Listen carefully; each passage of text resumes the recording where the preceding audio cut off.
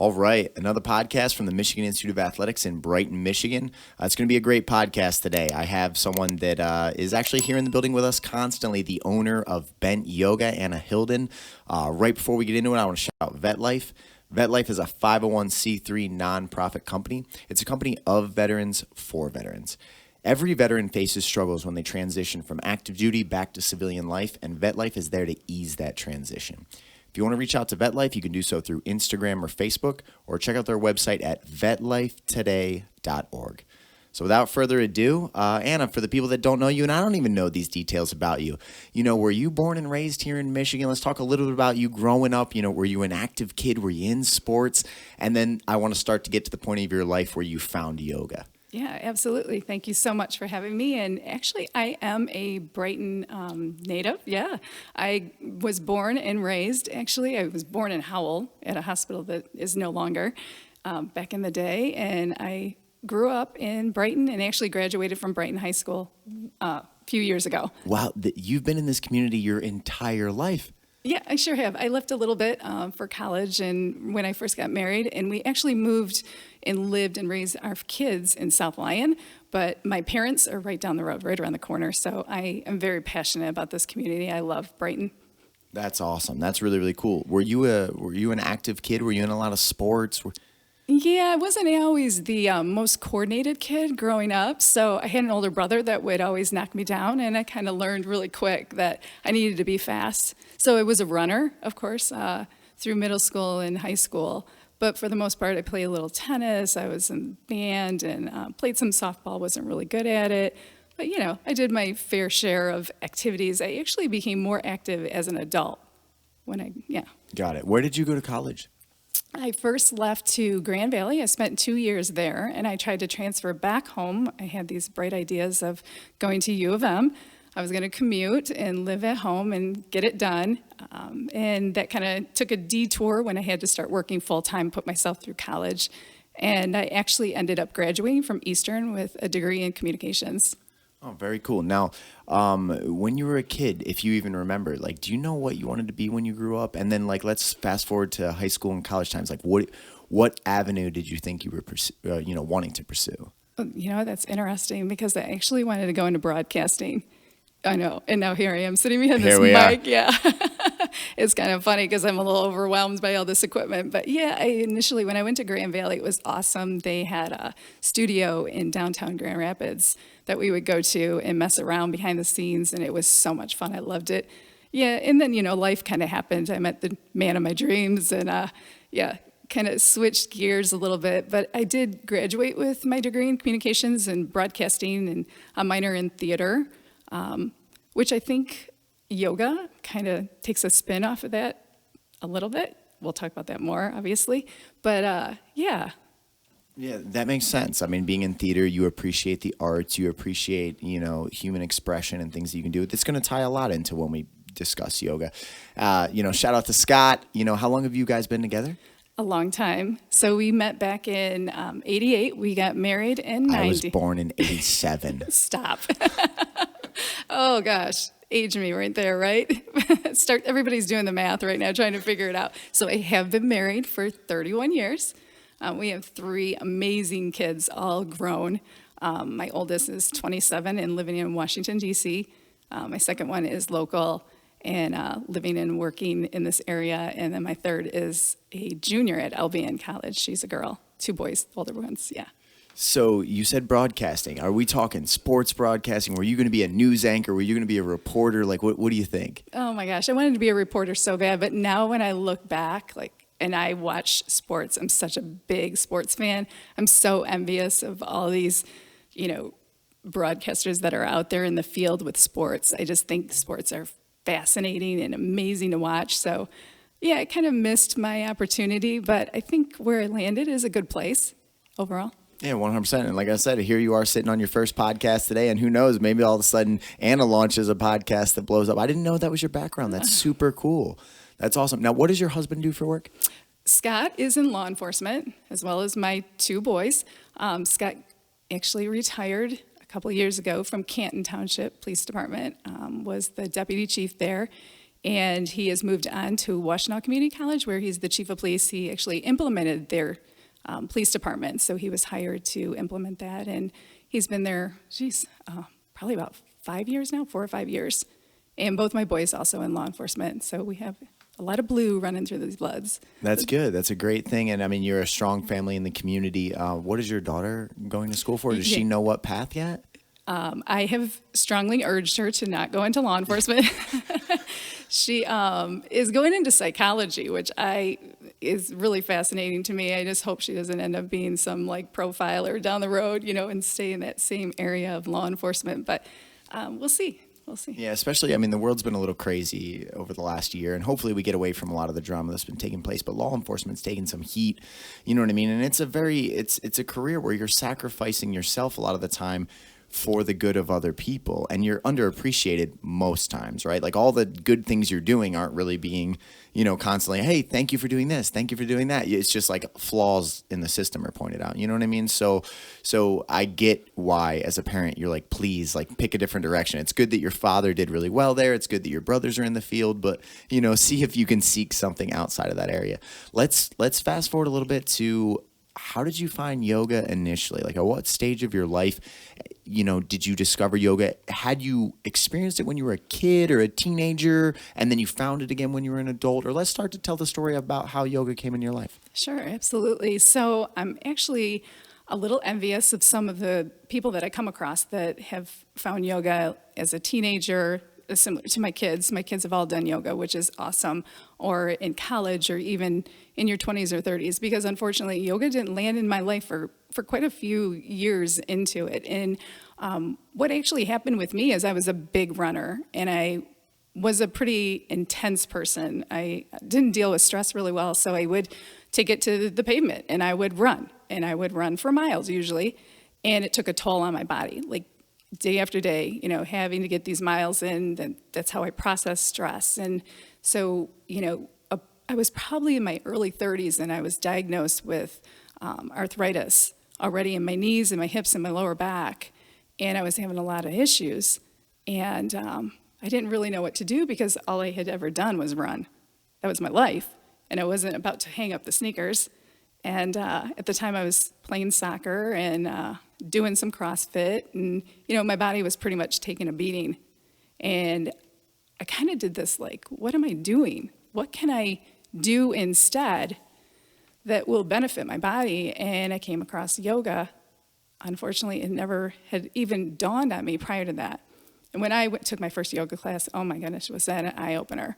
Like, I literally was looking around the room and couldn't do nearly, half the things other people were doing. I always tell people this, I wish so badly that there were videos of me or pictures of me when I first started doing yoga, because everybody looks at me now and it's like, oh, you can do this, you can do that. No, I was a mess when I showed up for yoga in the beginning. So I say yoga is for everybody. Honestly. Let's talk about that intensity a little bit. Where was that coming from? Because you said, yeah, I might have played a little sports as a kid, but I was in theater. But then you grew up and you became the adult woman that's, running and some CrossFit and soccer. I mean, those are all intense activities. Where was that intensity coming from? Or where was that fire? What was that stemmed from?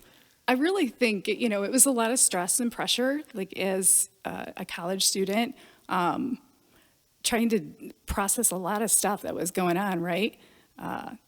Dealing with passing classes and hitting the books really hard. And I needed to give myself that break. And for me, it was physical. I had to do something. Apparently, now if I would go back, I would take yoga for sure. That's what I tell my daughter all the time, take a mental break, come on, do some stretching, find your breath. And so all I knew back then was running and getting that energy, those emotions and stress out of my body. And that's what I would do. I would work it hard so that I could sleep and be able to do it the next day, whatever I needed to do. So yeah, that makes sense. That was where your endorphins came from. That was like your rejuvenation, right? You were going, but you needed you time to refill the energy in your life, basically, right? Oh, absolutely, yes. So then, where did you take your first ever yoga class? And first of all, how did you hear about it? Because I mean, obviously everybody knows about yoga, but what made you finally decide? Like, because there's a lot of people out there right now that are probably processing a lot of stress. This last year has been a little chaotic. They probably want to turn a new chapter. They want a new page in their life. What caused that for you?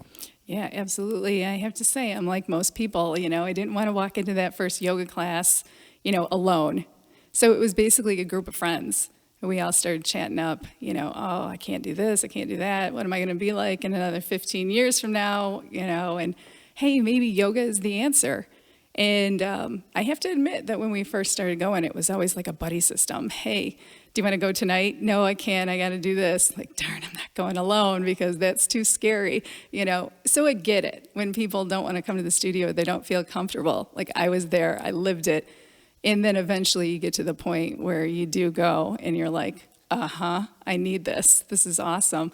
But yeah, so my first class that I ever took was probably in about 2007 or 8. My kids were pretty young, and I literally was like crawling in my skin the entire class. Like I would be laying there and thinking, I've got to get out of here. I got to get home. I got to make dinner. I probably have to stop at the store on my way. Oh, I need gas because tomorrow, first thing in the morning, like I was monkey braining it all over the place inside this class. That's why I envy people that can come in class and be like, this is what I needed. Right off the bat. It took me a while. It took me, not just a year or so. I'm talking like 4 or 5 years. By the time I got into it and was able to find what I needed in this yoga class, it wasn't about the active stretching. It was about the mental release. That's what I was looking for. And isn't it strange how our fears change over time? Like when you first started going to the class, like just the idea of even being there alone, like you couldn't even process it. Like there's no way. I can't be the person that's in this class without my buddy across the room. And then that fear begins to fade as you begin to build confidence with yourself and you start to appreciate the practice and you find that mental space that you're in a better state of mind and you're starting to give yourself a release from. I love how you use the term monkey brain because I say that a lot to my fighters. Your brain always wants to be chattering and it always wants to just be going. And you've got to find things in your life that either consume you enough that in the moment you are just dialed into the activity in front of you, whether that's yoga or jiu-jitsu or anything, but you're in the moment, right? Like that's very, very important. And a lot of people don't experience that. Like having that calm mind brings clarity, brings the ability to start to sort some of the things that are in your mind out. You know what I mean? Because the mind is like an intangible. You can't see it on paper unless you try to write all your thoughts down. So a lot of people just never do anything about it. And I think there's a secret in that. I think there's something really special about being in the moment, calming that monkey brain down, as they would refer to it in like psychology, just the nonstop chatter. You gotta find a like peace. And then you got to begin to use your consciousness intelligently to like, what do I want next? What are the things I'm working on? What stresses are external to me or directly in my control? And yoga and a lot of other things can produce it. I think that's super important. The other thing that I wanted to bring up was once you begin to experience that calm in your mind, how did that start to change your life? Because I feel like that's a big thing. People all of a sudden, it's like they let off the gas for a minute and they actually set back and they start to figure out like, where am I at? What am I doing? What do I want? As you started to do yoga and you found that presence or whatever you'd want to refer to it as, how did that begin to affect your life? And then that's usually where the addiction comes in because then you desire that. How did yoga begin to change you? Yeah, for sure. So you were talking about basically mindfulness, right? I've done all of these workshops on being present, being mindful, being at the very moment that you're living, and then, living in the past and how we can get so caught up in living in the past and something that we can't change and being present right at the current moment, right?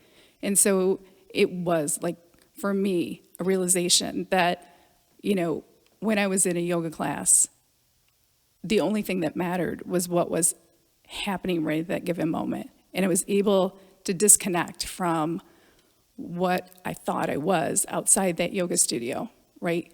What we do from day to day, that job, being a mom, being a daughter, being a wife, being whatever it is, right? And so you create this person that's there all along, but you have a realization that, like, this is who I truly am. And that's just mind-blowing when you hit that point of being able to create time for yourself and truly enjoying it. Like knowing that things don't define who you are. You define who you are by being there right in that moment. So for so many people, yoga almost becomes like a religious experience or a spiritual belief system that they grow a part of and a lot of times I see it in parallel with almost like Buddhist beliefs and things like that. Like you just realize a lot of the truths that I think have always been there. You start to realize what you are in control of. You start to realize things that are external from you. Like you realize you can get back within your own self. You can focus on your breathing. You can be in that moment of time, not living in the past, desiring things that are possibly never going to be there again, or mistakes you made, or things that could have been different. That's the past. That is what happened that has led you to be the person in that moment. And vice versa, not living in the future. There's a lot of people that live in constant fear of what's coming next. You know what I mean? And that's robbing your joy and your happiness the same way that living the past is.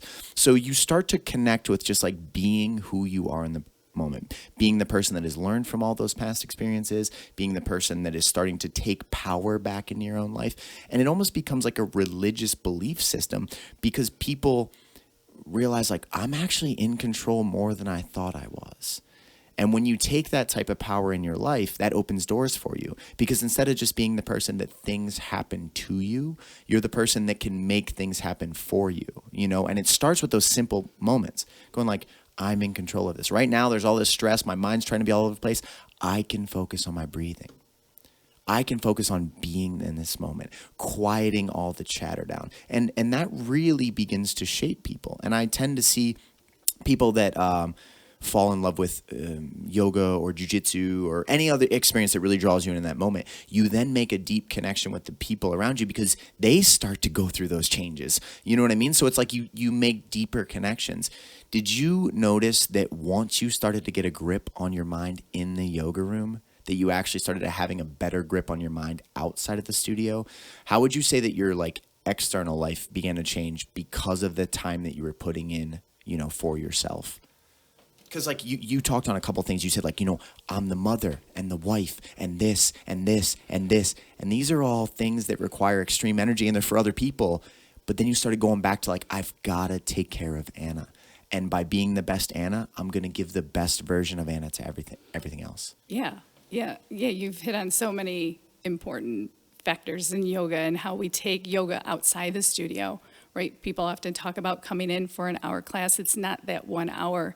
We're learning so much about ourselves to take out with us when we go.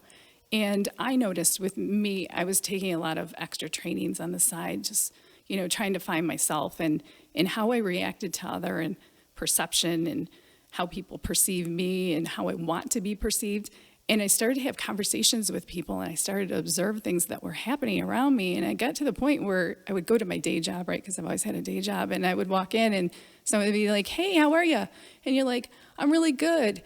And then before you're even done with the sentence, they would like turn around and they're like on their way and ready to go. And I said, well, they don't really want to know how I'm doing. They're saying, how you doing? So I made a vow to myself to never ask how someone is unless I truly had the time and the opportunity to listen if they wanted to give and tell me more. It's so much of what we're trying to do and trying to be out in the world that we don't really have time. These been all these cues that we've been told are appropriate or, time-bearing or whatever it is, oh, good, I'm good, you're good, yeah, we're all good. No, we're not good. We're not good. People need to talk.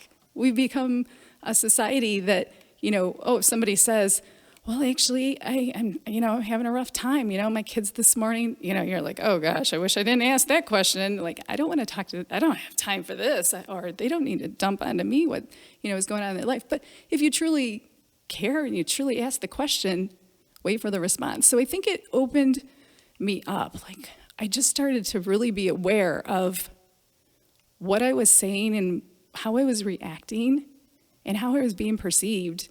And if I wanted to be perceived that way, right, as somebody who cares and is interested. And so it changed my life outside the studio as well, because I brought so much awareness to every single thing that I do, whether it's driving a car, talking to a neighbor, whatever it is, reading a book. Like, it's hard sometimes to put that phone away, right? That doesn't define who you are. So, yeah. And it's that same mindfulness. I mean, if you carry that into anything you do, if you are more present through the experiences that you're having, you're going to give a better version of yourself to that world. Because I 100% know exactly what you're talking about. I mean, so many people, their intentions are good when they ask, how are you? But they're not looking for a response. It's more of just the courteous, like, hey, how are you? You know what I mean? Like, while you're running to your next obligation. And that's one thing, especially in this culture.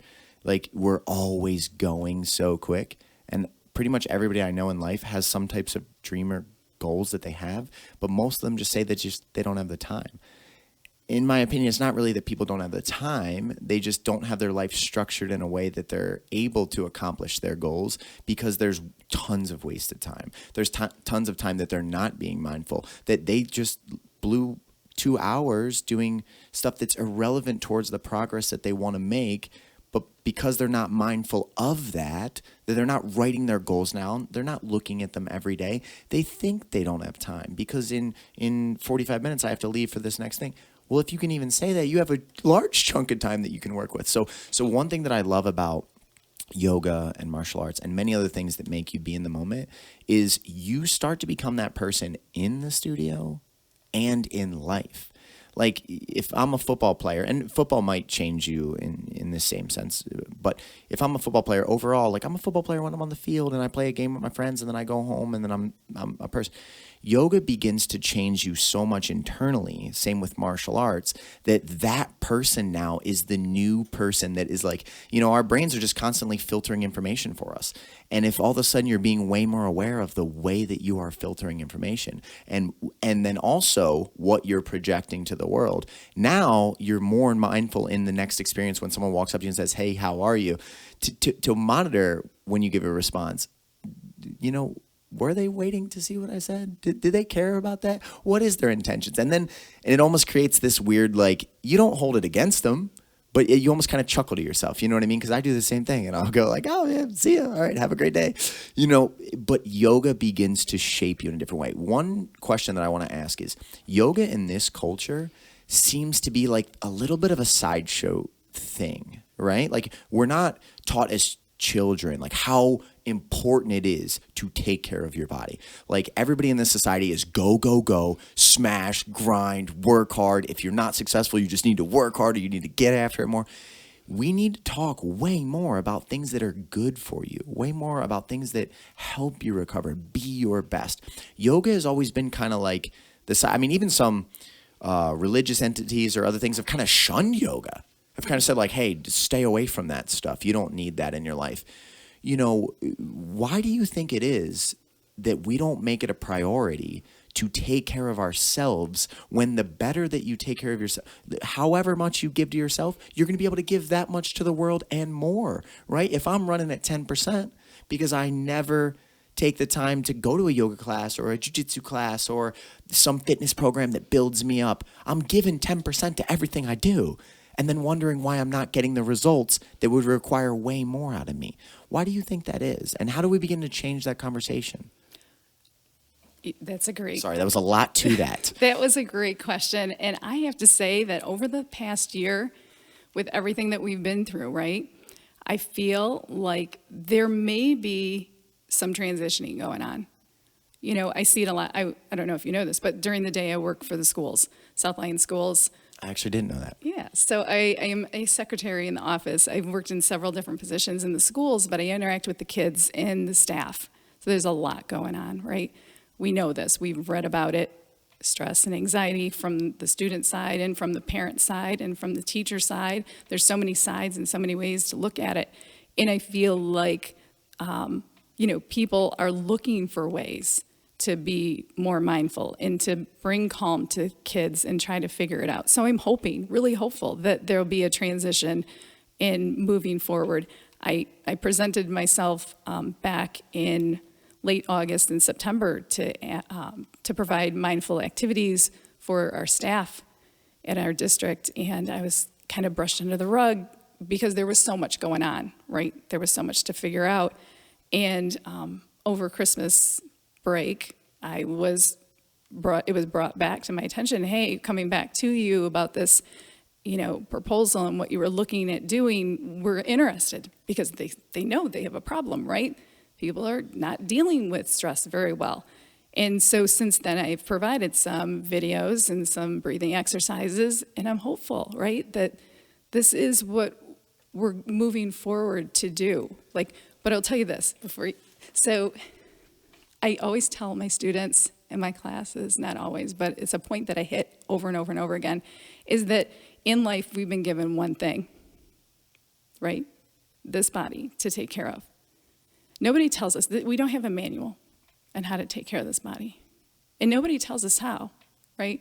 They don't tell us about what is the most important things, right? What food to consume, how much exercise, how much sleep. There's studies out there, and as parents, some of us have an upper hand because we have parents that will guide us and teach us, right, how to eat and how to exercise and how to sleep properly. And some kids at a disadvantage aren't given that opportunity. So we try to provide that, right? At some point in their lives, media even trying to advertise, this is what you need.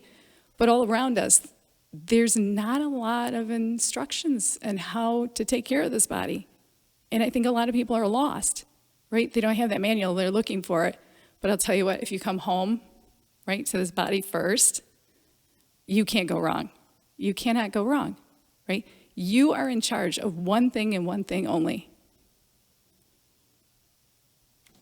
That's really good. I mean, the quote that's on my Facebook that I've had on there for almost 10 years now just says, the greatest gift that you have to give is that of your own personal transformation.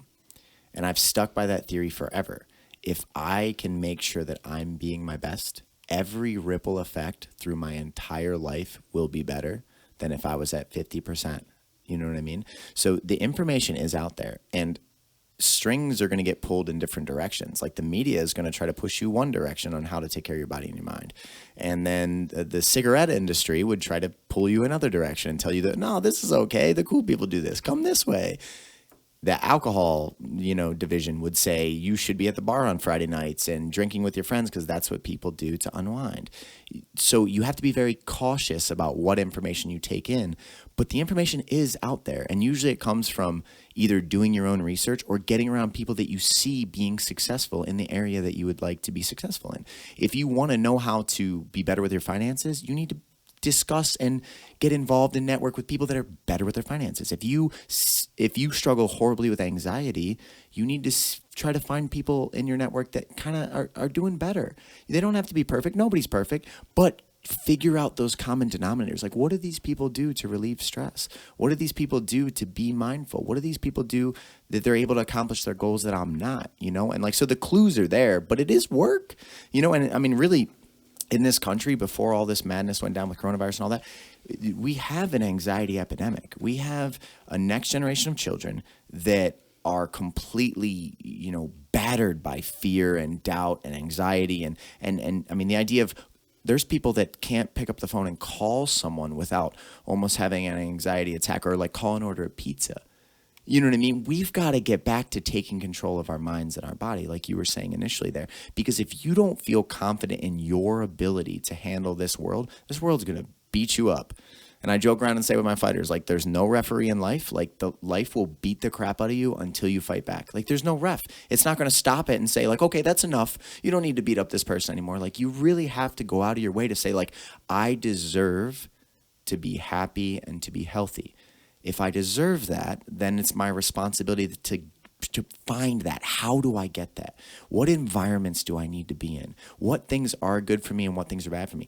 Sometimes some of the hardest advice you have to give people is you might need to cut people out of your life that you think are important, that might be taking you down paths that are not good for you. And by making those changes, 6 months later or a year later, you might look back and go, wow, I'm in such a better place now because I made these changes.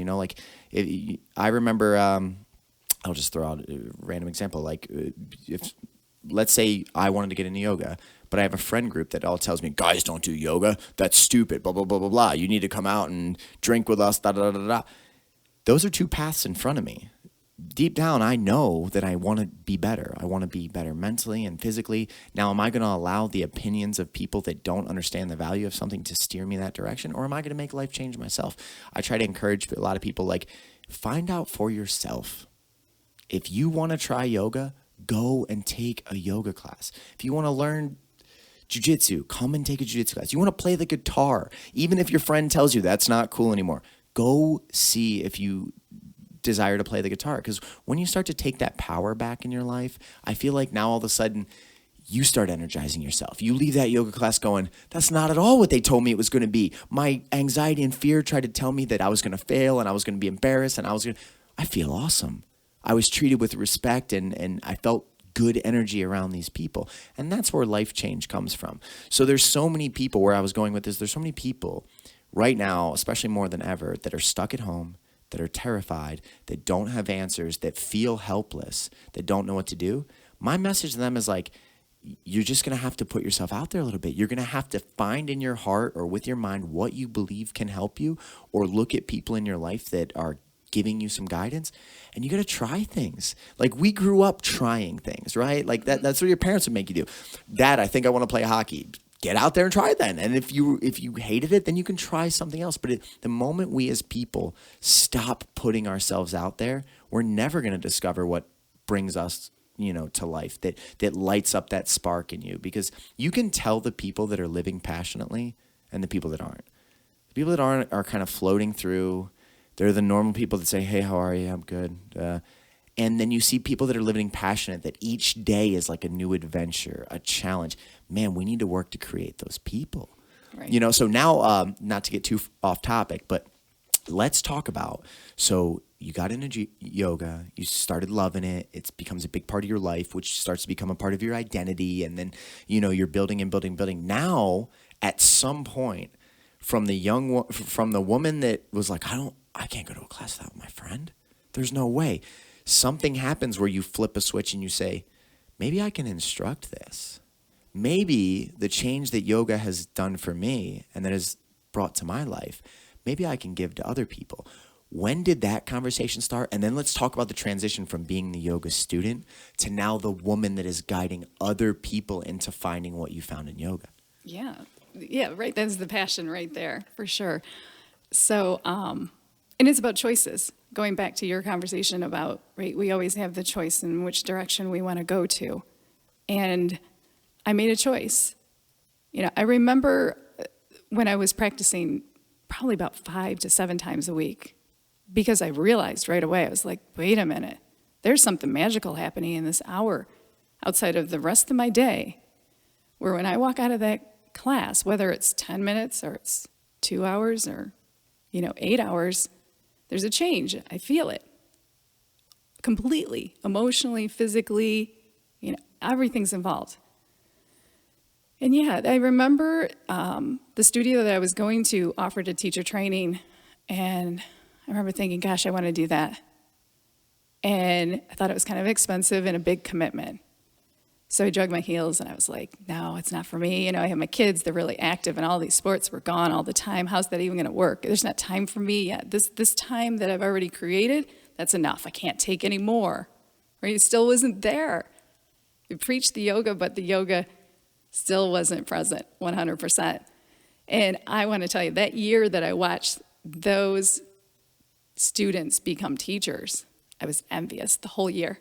Right? I sat back and I was like, this could be me. I should have been there. Darn it. If they offer it again, I'm in. I'm not even going to hesitate the first time I see it. And that's what happened. The studio owner posted. I said, I'm in. I'm doing this. I wanted to do it last year and I didn't. I'm not going to sit back and waste another year. And it's kind of funny because when I first took my teacher training, one of the first sessions that we had, she went around and she asked, she was like, hey, so who's doing this for personal reasons and who's doing this because they want to teach? And I have to be honest, when I first was proposed that question, I was like, I don't know if I can stand in front of a class. I don't know.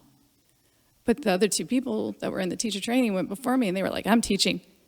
And the last thing I wanted to do, because the person that I am, was to fall behind. So I was like, I'm going to teach. I want to teach. And from that point, I never stopped believing that I wanted to teach. And believe me, it's not always easy transition to become a teacher.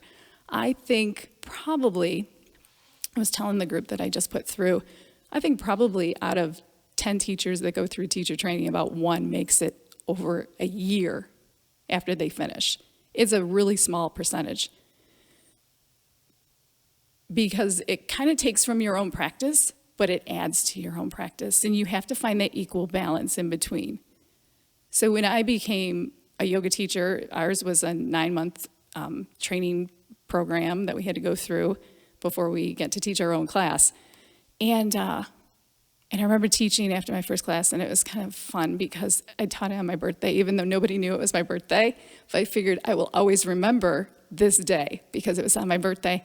And I remember leaving and being on like cloud 9. I was like, this is what I want to do. When each one of those people walked out and they were like, what a great class. That was so much fun. I loved it. I feel so good. You did this, we did that, da, da, da. And I was like, this is the feeling similar to experiencing my own yoga practice that I got to share with somebody else. And then they felt the same way. And I was so excited about it. And I was like, I want to do this again and again and again and again. And ironically, the studio that I was teaching at that I absolutely adore and love, they're still open in South Lyon, didn't have spots available for teachers to teach more than like once or twice a week. And I knew I wanted to do more teaching than only once or twice a week. So I kind of seeked out other studios. And before I knew it, at one point, I think I was teaching in between 15 and 20 classes a week, either private or in studio. And I was obsessed with it. And I was still finding my own practice. Like I would back my teaching schedule to a practice time when I could be on my mat. So I would teach for an hour and then I would stay for a class or vice versa. And it was powerful. Like, I just realized right from the get-go, I'm like, this is what I'm supposed to be doing.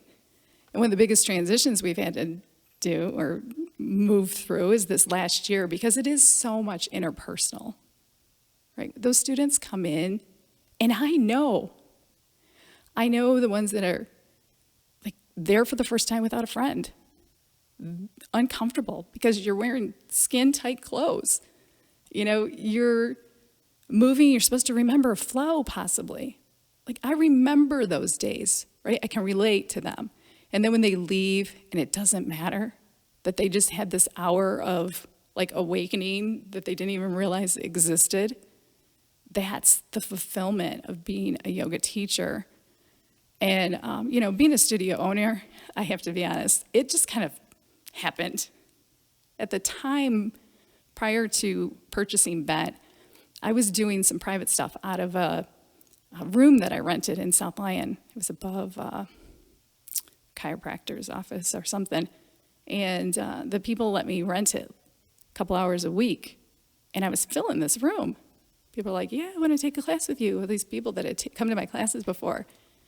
And I'm like, gosh, I could probably have my own studio, but it seems like it's a lot of work, right? And so yoga teachers, we don't get into the business to be the business, right? It's more about the relationships and making that light bulb go off in class and seeing people walk out and feel amazing. And you want to keep fulfilling that. And so all of a sudden, I was proposed this business offer. And I'm like, this is the next step. Because when I talked about doing my teacher training, where I was in my life with my kids and my family, I was like, oh, I can teach 1 or 2 classes and then it will build if I like it. And I can teach more. And then eventually, maybe I'd own my own studio. And then maybe eventually I'll do this and that. And it's kind of all just panned out the way that it's supposed to happen in my mind. You know, the Bent community, there's a strong, strong core. And they're dedicated. I mean, to see what they went through this last year and kept moving and kept going, that's powerful to see what is there. And you remember those changes in your life, and when you see other people growing through those moments and bringing out their best, that is the thing of being a coach or being a leader or an instructor that like you can never understand until you do that with somebody else. But to see someone like breaking out of like a negative or chains or boundaries or just stretching as a human being, metaphorically, stretching as a human being, it's so rewarding to see, to be a part of that process. And that's where real deep relationships grow. And I believe all human beings in this world crave deeper relationships than just those passing conversations. There's multiple things that I want to address based on what you just said. The number one thing that I don't want to skip over, that period of life, that 1 year where you were right on the line of making the decision, right? And you knew in your heart you wanted to do something. Tons of people in this world, there's something right outside of their grasp that they want so bad and they want to get a hold of. And a part of their spirit, or whatever you want to call it, is telling them, please do that. And then something keeps them from it. I want to talk about what that year was like, and those feelings can sometimes turn very negative. A lot of times envy, and as people would refer to, like being a hater, or like you could almost end up resenting other human beings that are doing what you want to do, because even though you might not consciously accept it, it's because like you should be doing that. I want to talk about that year of your life, and then I want to talk about like when it was going to come up again. Like, I don't know, just anything you want to talk about with that. Because there's a lot of people that get stuck in that, and something is right in front of them, but they never sees it. So I want to dig a little bit deeper into that, and then there's a couple other things. Yeah, so I think the teacher training group before us, I'm trying to remember how many people were in that group. I can't remember if it was like 3 or 9, if it was small or big or whatever it was. But yoga, just like walking into your first class and being uncomfortable and trying to get over that, there's also this thought process, I think, for people in general, is that, oh, well, they know so much more than me about yoga. And I was kind of at that point where, I was practicing 5, 6, 7 times a week, and I was loving it. I knew everything that it was doing and providing for me. I was a much calmer person, right? I was like a 10 out of 10 prior to my yoga practice. But I always felt like all the people that went through teacher training were a better version of themselves than where I was at yet. So it was probably more down talk and downplay for myself, kind of in a negative way, but I just felt like I wasn't there yet. And it's weird because you can go around a room, of yogis, and there will be maybe 20 people, and somebody will be like, I've been practicing for 30 years. I trained in India, and I did this, and I did that. And you're like, oh boy, I've been practicing for 3 years, right down the street. And so there's that. Like, I was always thinking of myself not worthy enough yet, or not knowledgeable enough yet. And I think that's where, entrepreneurs, they have to put that fear aside. You have to stop thinking that you're not enough, because you have all the tools and you have time, right? Those 45 minutes that you were talking about earlier. Yeah, sit down, read something, learn something, find a quote that can be motivational. You can change somebody's life by one thing, by saying one thing. And that's where now I see the change, right? It doesn't take 30 years of being on your mat. It takes the time to slow down and have a conversation and learn. I always talk about how well I know the students at the studio, and I would literally only see them about 10 minutes right before class and maybe 5 or 10 minutes after. And we learn so much about their jobs and about their kids and about, what's stressful, and if they're taking a vacation or they got a new car, whatever it is. You can learn so much about people. Like, I never walk away from that opportunity to have a conversation. So I feel like, let's go back to the question. I know you asked me about that year, right? That year. I wasn't envious of them. I thought they were all well-deserving. They were ready, where I felt like I wasn't ready. And I think it was a year of personal growth for myself that I needed. I needed confirmation to tell myself that I was ready. What opened that door in your mind? because, I mean, you touched on that. You alluded to it right initially. Something in human beings tries to hold us back. And then this doorway of potential, the moment it's opened, the moment you open from maybe I can do yoga, and then you open a door that said maybe I can teach one day, and then some door, and it could just be in a passing statement, turn, maybe I'll own my own studio one day. The moment you give yourself that permission, it's like this, you open a doorway that says, this is possible. The moment that happens, there's not much that can stop you if you become determined, because we are all just people. And I feel like a lot of the times we tend to look at other people on a plateau, or like we put them on a pedestal, or we look at their highlights because we don't see them in every waking moment of the day. You just see their highlights. So in your mind, you're like, oh, this person was blah, blah, blah, but what caused, was it just the time? Was it a little bit of frustration with yourself saying, no, you need to, what made the door open that said, next time that comes, I promise you I'm going to be there, because that led to the woman that's sitting across from me today.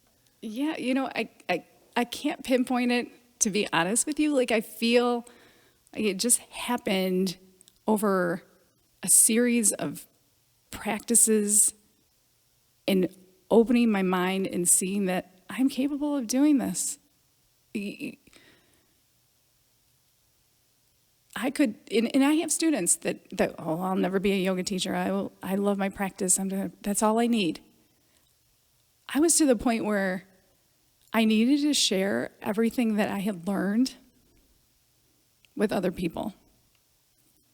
And if that meant one, or if that meant 1,000, I was not going to miss that opportunity to share what I've learned and give that to other people. Right? Because you can sit back and you can learn all you want to learn, but it doesn't go anywhere if you don't pass it on. Right? And I think that's really what happened too with my teacher trainees here. Just recently graduated 3 teacher trainees.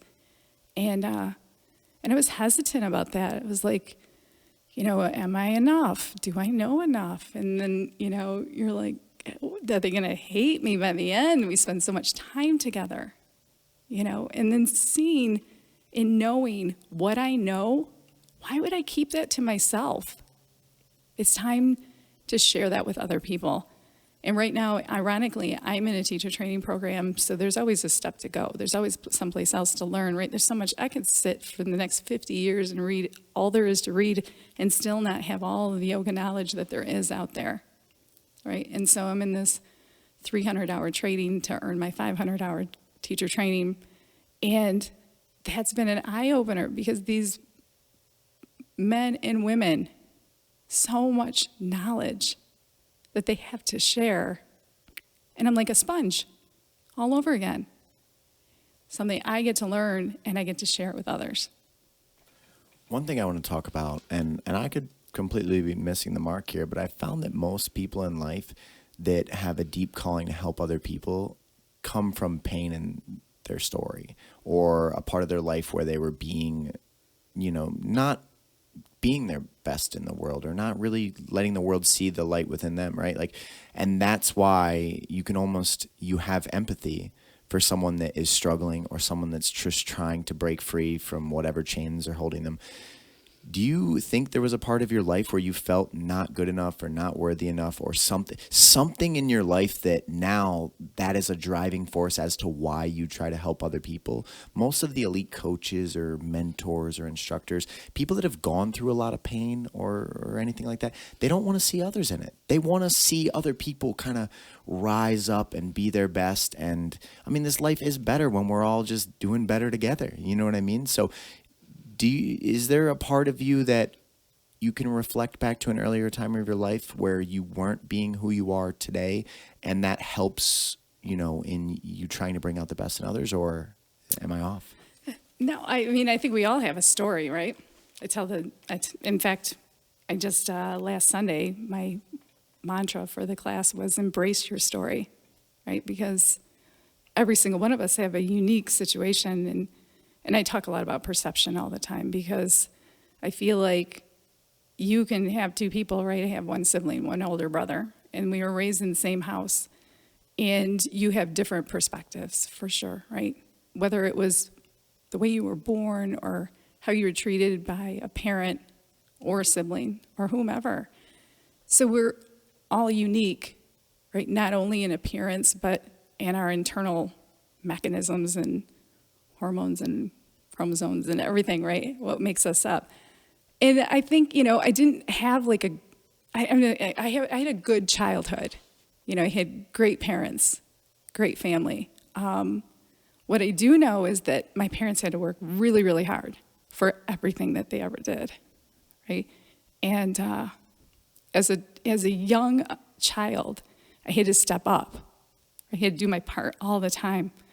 And so this goes way back. Let's go back to my first job ever, right? I was 8 years old, paper out.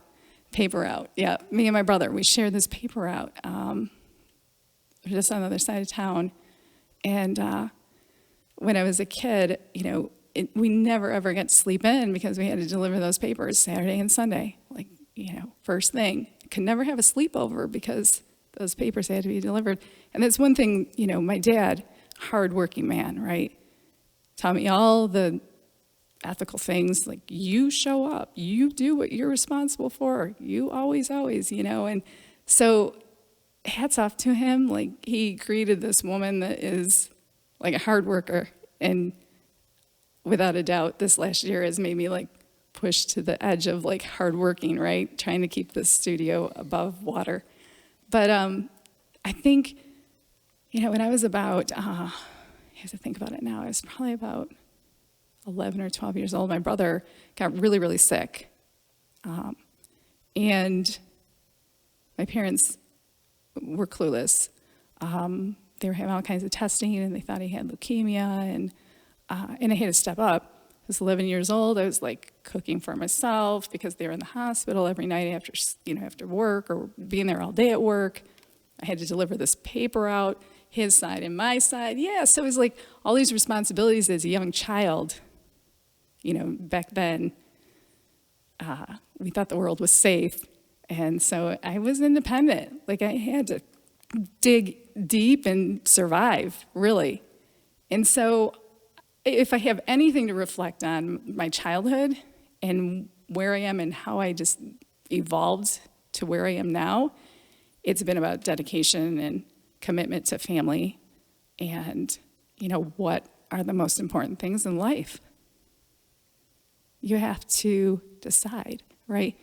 And it's unfortunate these days that people take in, and this is one reason why I didn't go into broadcasting, because it was probably about my second year in broadcasting and started to really watch the news.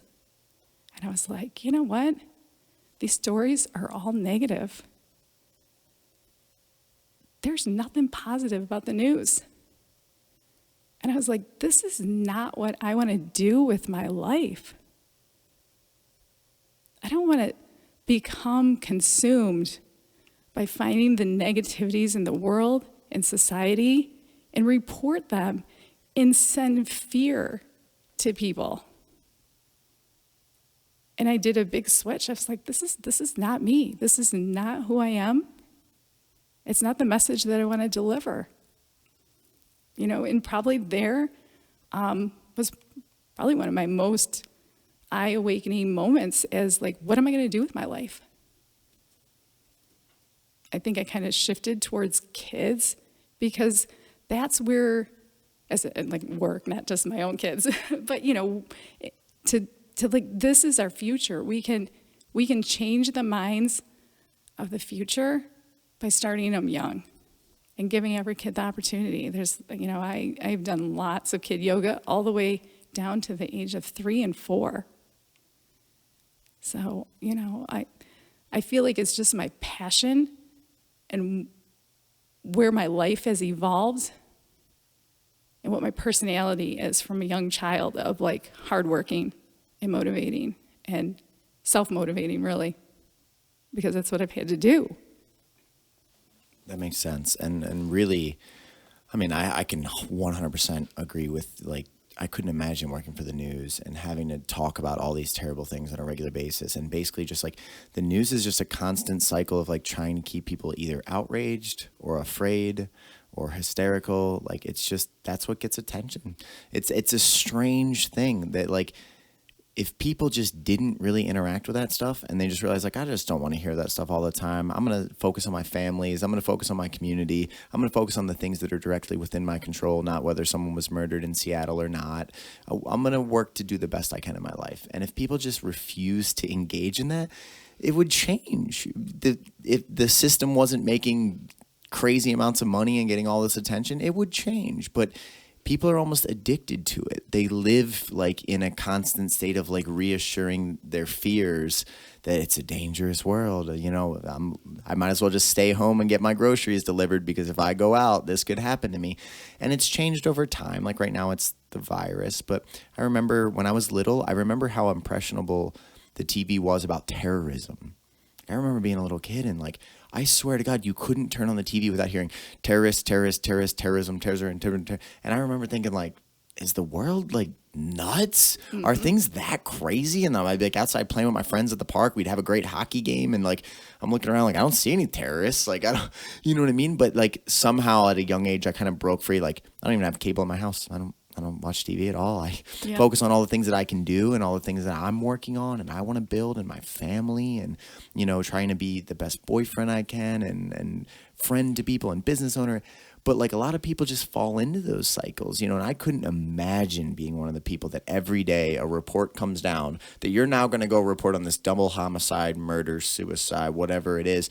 That'd be a tough world to live in. And it would probably give you an incredibly jaded view of the world. Oh, I think so for sure. Instead of being the person on a mat, getting to hear about someone's vacation coming up that they're super excited for, or making those personal connections with people and having an impact on someone's life in a positive way, you would in essence be doing the exact opposite, you know? So I think you definitely found your calling in a much better direction. Let's talk a little bit about with the coronavirus thing that's taken place. It's kind of shifted businesses across the nation, possibly permanently. Some, you know, at least, you know, felt major shockwaves. How have you had to adapt during this time? How has your community responded? And like moving forward, what do you see? Do you see a light at the end of the tunnel where at least a certain level of normalcy will return? Or, you know, let's just talk about, since we're almost at a year. I mean, we're like 2 weeks off of a year from when it all went down. You know, what have you experienced and what has that been like as a business owner? Because, you know, we carry stress that people have no idea about, you know, because at the end of the day, the job never ends. It's when you're an entrepreneur, it is 24/7. Yeah. This last year has been a challenge.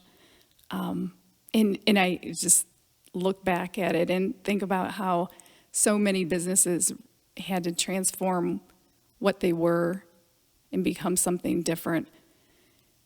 I kind of feel like in an eerie way, my husband and I knew the shutdown was going to happen. We were down in Florida over the holidays, and my husband reads and watches the news a little bit more than I do. I always tell him, like, what do I need to know? Anything important? And he knew about, you know, coronavirus out in Wuhan, you know, before, back during Christmas. And he said, this thing is happening. This is going to make its way here. And that was at Christmas time. And I'm like, great. Like, what do we need to know? What do we need to, you know, at the time we were just kind of talking about it, throwing it around.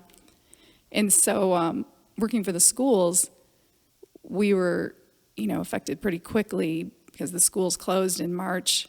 And I knew it. At that point, I said, I have to figure out something. They're going to close everything. And started throwing it around with some of the students. Like, I can't close the doors. What do I do?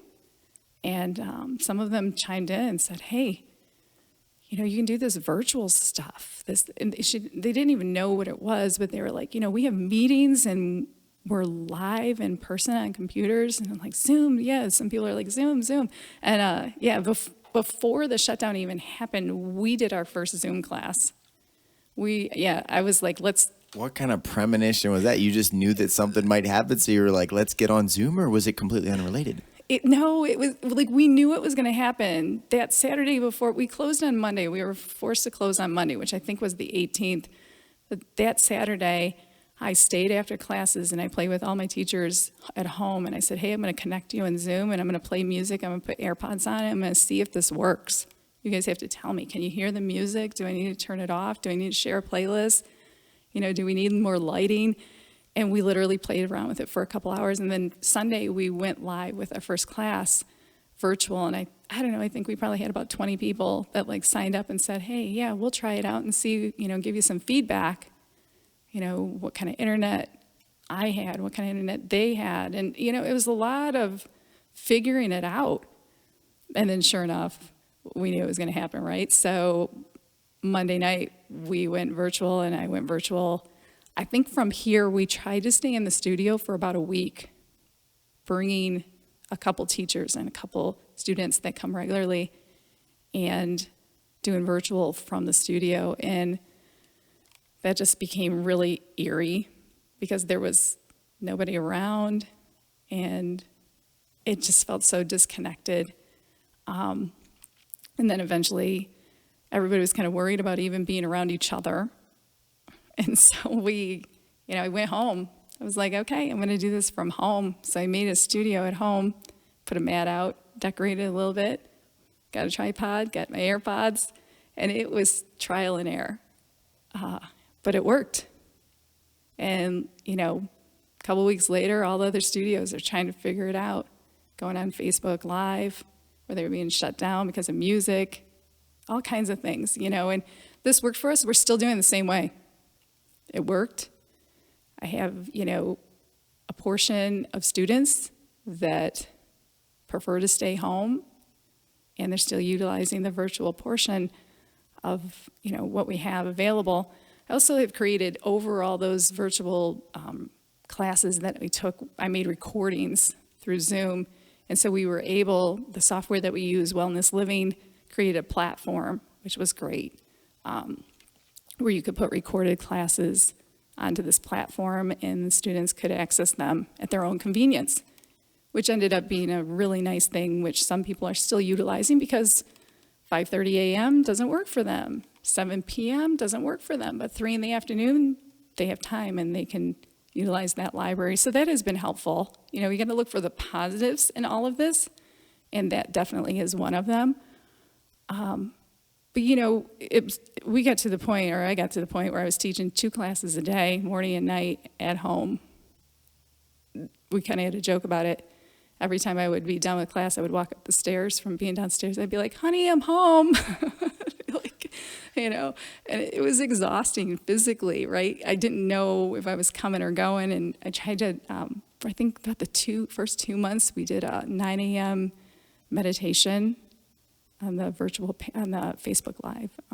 So that was helpful for some people. They loved it. And then from there, I was like, you know what? It's time to get back. There were people that were asking, do you think you're going to be able to reopen? I'm doing it. We are a mental health facility. People need this more than ever. And so I was like, for those that are willing and interested to come back, we opened back up back in the summer. And we've had a strong group ever since coming to the studio, but it's been a slow build because not everybody is comfortable, and I honor that. I respect that. But I definitely see, I don't know, I've gone through so many phases, in the summer I was like, all I have to do is get to September 1st. I feel like September 1st is going to be a good day. And then I'd be like, all I have to do is get to December 1st. I feel like December is going to be it, and it slowly has been that over and over and over. But I really feel like March, we have closed that calendar. Let's close it. Let's move on. For those that are willing and able, it's time, right? And all the safety procedures in place still. I won't overlook it. I won't make anybody feel uncomfortable. If you want to wear a mask, wear a mask. I take a temperature at the door, just give a little peace of mind for everybody that walks through the door, and do yoga. Come back home, right? To your mat, to your body, to your breath. Make it happen. So I'm hopeful that in the next couple weeks here, we've definitely seen an influx of new students coming in, which is great. some students who haven't been back are coming back. I see them registering and, starting up their memberships again, which is great. I love to have them all back. And it almost feels perfect in the way that the warm weather's coming. It's like a new chapter is opening. We got through the cold, harsh winter. We all had to, we were forced to reset and hit the giant red stop button on life and really analyze things. And it sounds like you made some great progress. You have online content that you never had before. You've created a virtual platform that wouldn't have existed without that thing. We wouldn't be sitting here having this conversation today. I created this podcast after all the things that went down because I was like, you know what? More than ever, people need dialogue. People need to come together and speak, and they need to talk about life, and they need to talk about good things. I want to be the opposite of the news. I want to be bringing all the people that are doing excellent, exciting things in their life that are bringing hope and inspiration to people. I want to be that source. You know what I mean? So I see the same thing as you. I think with the warm weather, I think with the sunshine coming back and people realizing like there's still a great future ahead of us. Like coronavirus convinced some people that, in a period of time, they would never be able to hug their loved ones again. You saw people on the news, just waving at grandparents through windows. You can't live like that. You have to cherish the moments you have because you don't know.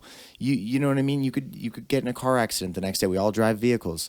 There's a risk of driving a vehicle. Tomorrow could be your last day. And if you live the last years of your life not interacting with the world for fear that one day it's going to end, it is going to end for all of us. Mm-hmm. So we got to do our best. We got to try our best. And I really feel like it's going to be almost like a fresh chapter. Michigan, spring is coming. It's beautiful here 3 months out of the year. 1 month 3 seasons out of the year. It's beautiful in Michigan. I feel like we're about to get there. And I really think the people that are craving normalcy are going to have it. And more people now than ever are going to be looking for ways to work on their mind, to work on their body, to have a sense of community again, to have a good thing that allows them to escape some of the chaos that's out there in the world. So, Anna, we have been going for an hour and 5 minutes effortlessly in excellent dialogue. If there's anything else that you want to capture in this moment of the time, any message that you would send out to your members, if someone was sitting at home and they had listened to this podcast and said, you know what, I'm that woman or that man that, I need to walk in a yoga door for the first time because I know I need to do better than what I'm doing. What would you say to them? Just anything you want to capture in this moment in time, and then we'll wrap this thing up. Yeah, so bottom line, yoga is for everybody, and everyone can benefit from it. Whether it's the physical, the emotional, whatever it is that you're seeking, right? You can find it in this space. And it can be in the studio or it can be at home. Like we said, the live streams are available. The virtual library is available. And then as well, what we had talked about earlier is you don't have to be within driving range. Because we have this live stream option, we have people live streaming from Seattle, Washington, from Florida, from North Carolina, Washington, D.C. Yeah, whatever it is, wherever you are, you can make it work.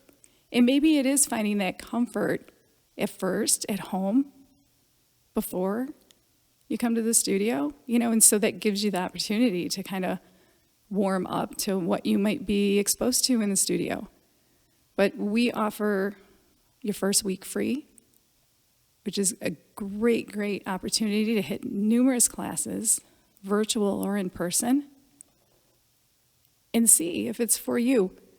There's not very many people that leave the studio and go, yeah, that wasn't good. I didn't enjoy that at all. Very, very few people at all. And I'm going to tell you what, there are a lot of great people that come and are part of our community. Between the staff and the students, there's connections like you were talking. We are social. We need to be social. Sticking at home, being on social media and watching the news, that's not a positive thing. Come out. You might find, we have a book club that runs once a month. We meet. We right now have a private group on Facebook called 30 Days of Gratitude. We started the beginning of March, so we're in day 3.